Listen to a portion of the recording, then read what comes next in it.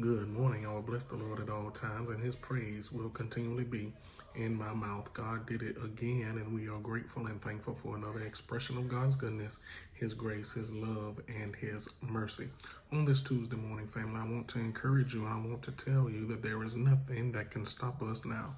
There is nothing that can stop you from achieving those things which you desire to have. There is nothing that can stop you from going to the next level.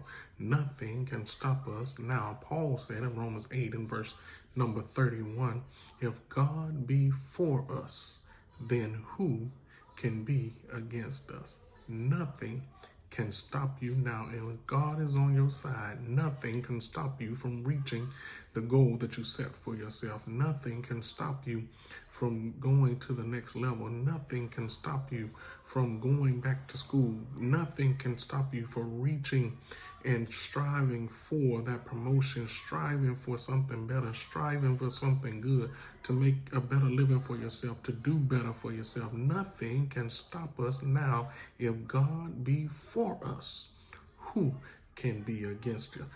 The only person that can stand in your way is yourself. And I'm telling you, when God is in you, when God is for you, there is nothing that can stop you. All things are possible in him. All things are possible through him. All things are possible because of him.